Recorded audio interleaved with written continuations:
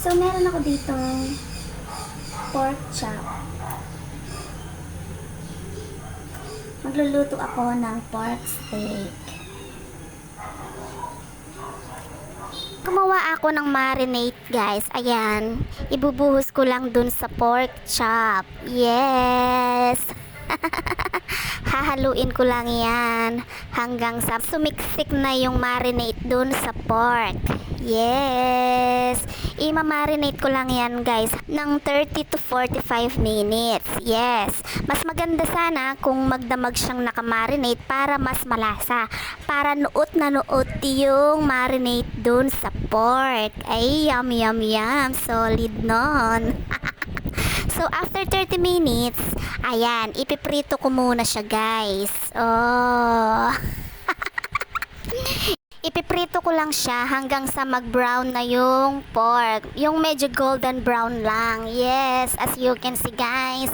Babaliktarin ko muna yung kabilang side naman. Yes. Solid na naman to, guys. So, ayan na. Medyo nag-brown na yung kabilang side. Yung kabilang side naman, yung ipiprito ko para mag-golden brown din siya. Oh. Tapos, ayan na, guys. Nag-brown na siya. Okay na. Tatanggalin ko na siya sa kawali. Lalagay ko na sa plato. Isi-set aside ko muna siya. Yes! So, yung natitira namang pork, yun naman yung ipiprito ko na naman, guys. Para lahat na naprito ko na. Masarap na naman tong recipe ko na to, guys. Yum, yum, yum. So, ayan. So, ayan, guys. Nag-brown na din siya. Tatanggalin ko na rin siya sa kawali. Ilalagay ko na muna dun sa plato. Isi-set aside ko na muna. So, sa kawali na yun, guys, yung ginamit kong pinagprituhan, doon na rin ako manggigisa ng bawang. Yes! Gisa-gisa lang yan, guys, hanggang sa mag-brown na yung bawang. Tapos, lalagyan ko rin siya ng konting sibuyas lang. Kasi, mamaya, pag malapit ng maluto, lalagyan ko siya ng maraming onion rings. Para mas maganda at mas masarap tignan. Hindi lang sa lasa, pati sa itsura. So anyway, ayan, guys. Tutuloy ko lang yung panggigisa ko. Yes. Imemekos-mekos ko lang yan hanggang sa mag-brown na yung bawang. Tapos, ilalagay ko na yung pinirito kong pork chop. Oh, isa-isa ko lang ilalagay yan, guys. Yes. Uy. Naku, itsura pa lang. Solid na.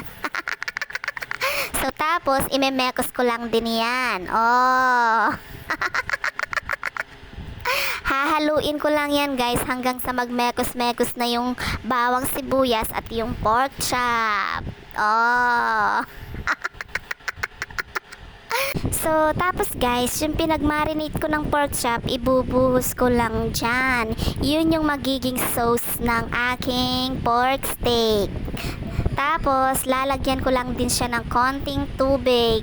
Papakuluin ko lang yan, guys, ng bonggang-bongga hanggang sa lumambot na yung aking pork chop. Yes! So, ayan, guys. Nakikita nyo naman. Babaliktarin ko lang yan, guys. Oh! Yum, yum, yum! So, ayan, guys. Tapos, tatakpan ko lang yan ulit, guys. Palalambutin ko pa ng bonggang-bongga. So, ayan, guys. Natuyo na yung sabaw ng aking pork steak. Ay, wow!